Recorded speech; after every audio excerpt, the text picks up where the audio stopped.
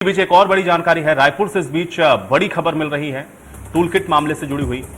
तो टूलकिट विवाद पर ट्वीट के मामले से जुड़ी हुई ये बड़ी जानकारी आप तक हम पहुंचा रहे हैं। रमन सिंह और संबित पात्रा को फिलहाल राहत मिली है। रमन सिंह और संबित पात्रा को राहत मिली है टूलकिट मामले पर ट्वीट को लेकर के, और सुप्रीम कोर्ट की तरफ से बड़ी राहत मिली है। इसमें रमन सिंह और संबित पात्रा दोनों को राहत मिली है। हाईकोर्ट ने एफआईआर पर रोक लगाई थी और सुप्रीम कोर्ट का अपील पर विचार करने से इनकार है, यानी कि इसको लेकर के सुप्रीम कोर्ट में भी जो याचिका लगाई गई उस अपील पर विचार करने से सुप्रीम कोर्ट ने भी इनकार कर दिया है। तो रमन सिंह और संबित पात्रा को फिलहाल राहत मिली है। बड़ी जानकारी और बड़ी खबर आप तक पहुंचा रहे हैं। तीसरे सप्ताह में एनएसयूआई जो कांग्रेस की एक यूथ विंग है उसने एक शिकायत करी थी डॉक्टर रमन सिंह और संबित पात्रा एवं अन्य के खिलाफ एफआईआर दर्ज कराया था। उस एफआईआर को छत्तीसगढ़ के उच्च न्यायालय के माननीय न्यायमूर्ति एनके व्यास ने प्रक्रियागत रूप से उसको स्टे कर दिया था, सारी इन्वेस्टिगेशन रोक दी थी। उसके खिलाफ छत्तीसगढ़ सरकार एसएलपी फाइल करी थी सुप्रीम कोर्ट ने।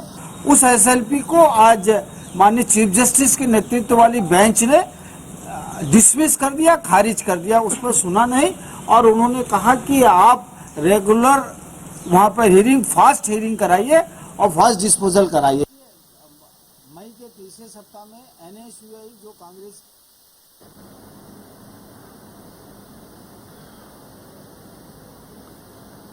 और चलिए इसी पर बातचीत करते हैं। अमित चौरसिया हमारे साथ जुड़ रहे हैं बातचीत करने के लिए। अमित, टूलकिट मामले पे संबित पात्रा और रमन सिंह दोनों को सुप्रीम कोर्ट से भी राहत मिली है, क्या जानकारी इस पूरे मामले में?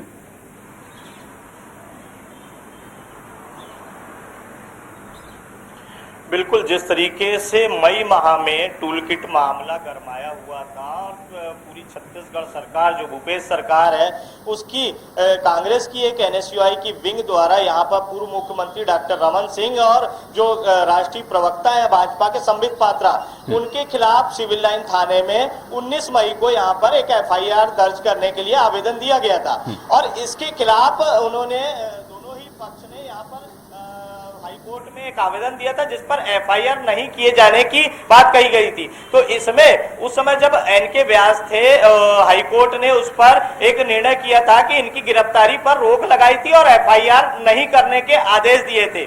तो आज सुप्रीम कोर्ट ने उसी हाई कोर्ट के उस आदेश को यथावत रखते हुए राज्य सरकार जो कि सुप्रीम कोर्ट पहुंची हुई थी हाई कोर्ट की याचिका के खिलाफ चुनौती देते हुए, लेकिन सुप्रीम कोर्ट ने भी उस आदेश को यथावत रखते हुए आज राज्य सरकार की याचिका को खारिज कर दिया। तो एक तरह से पूर्व मुख्यमंत्री डॉक्टर रमन सिंह और संबित पात्रा को सुप्रीम कोर्ट से बड़ी राहत मिली है। और टूलकिट जो कि फर्जी टूलकिट मामले में कांग्रेस ने कई तरह के आरोप लगाए थे और इस पर ट्वीट करने का जो मामला था उस पर यह पूरी एफआईआर दर्ज होनी थी।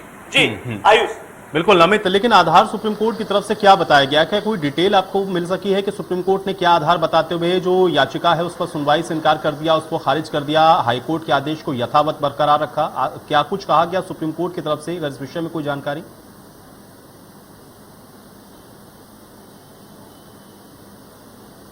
जिस तरीके से हाईकोर्ट ने इस पूरे मामले में, चूंकि ये ट्वीट का मामला था और ये संचार माध्यम से ट्वीट किए जाने की बात थी, तो ऐसे मामले में एफआईआर किए जाने के मामले हाईकोर्ट बहुत ज्यादा संज्ञान नहीं लेता क्योंकि उसकी विश्वसनीयता पे कई तरह के प्रश्न चिन्ह होते हैं। तो ऐसे में ट्वीट के मामले में हाईकोर्ट छत्तीसगढ़ ने इस पर एफआईआर किए जाने पर और गिरफ्तारी पर रोक लगाई थी। और उसी आदेश को आज सुप्रीम कोर्ट ने उसी आधार पर यथावत रखते हुए आज यहाँ पर पूर्व मुख्यमंत्री डॉक्टर रमन सिंह को और संबित पात्रा को राहत दी है।